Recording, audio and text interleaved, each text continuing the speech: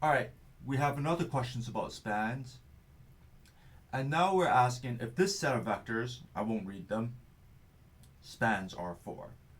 And so we also see in this case that we do have enough vectors to span R4 because there's 5 of them, which is higher than the dimensionality of R4.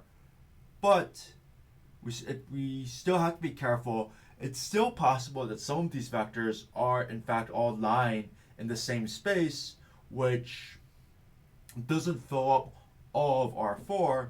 So we have to be careful and make sure that they span. So we want to once again rewrite our statement here as a statement about vector equations, something familiar, and then use that statement or that vector equation to answer a question. So in our rewrite, what it means to span R4 is no matter which vector R4 from R4V that I pick, I can find uh, coefficients x1, x2, or scalars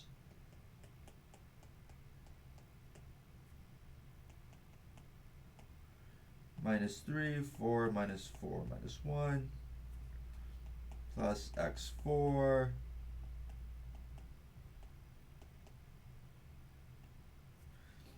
plus x5,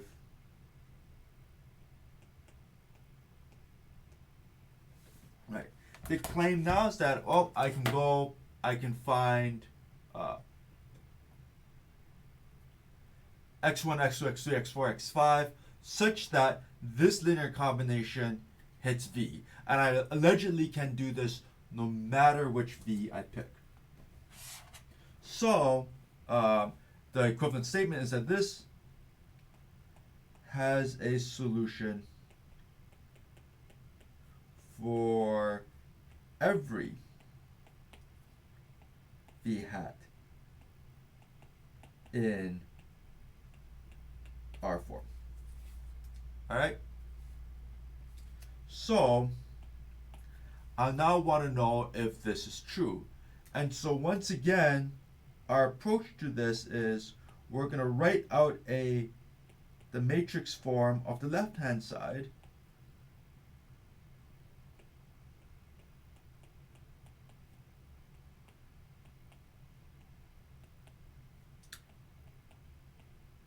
And see when I take its reduced row echelon form if the result allows it to be a candidate to have a solution for every possible choice of V. So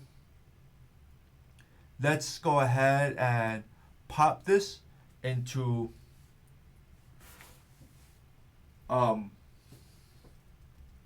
Sage.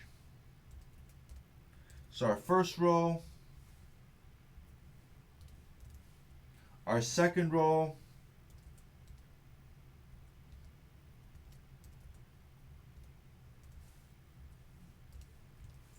our third row,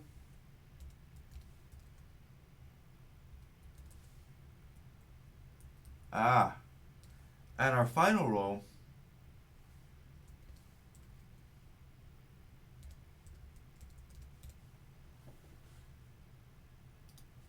And let's take a look at our two matrices.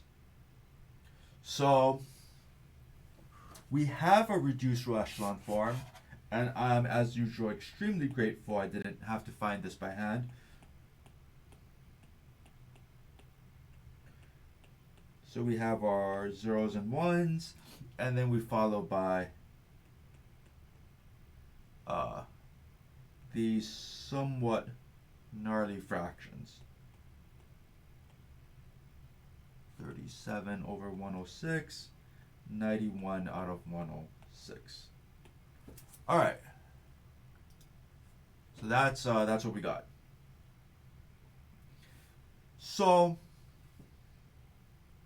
what does this have to do with this original statement, well, remember that if we had an actual choice for V here, then these matrices wouldn't look like this, right?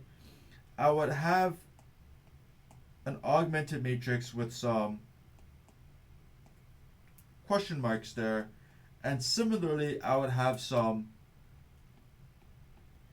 question marks here, right, after we were done taking a reduced row echelon form. But the point is that no matter no matter what I pick to be equations here, or to be my entries here, I would have whatever weirdo entries I had over there, but I would have solutions for all 5 of my variables. X5 is free, so it could do whatever it wants. And then X4, X3, X2, and X1 are all solvable in terms of X5 and whatever happens in the last row. And what that means is that there is in fact a solution. In fact, we see here multiple solutions for every single vector V we could have chosen. So what we note is that since there is a solution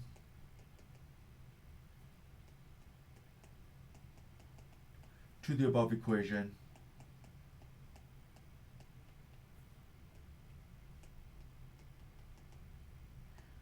for every possible vector V hat in R4, this set spans R4. That means I can take these 5 vectors and I could put them together in such a way that I could build a potential solution for every possible choice of V, no matter what V is.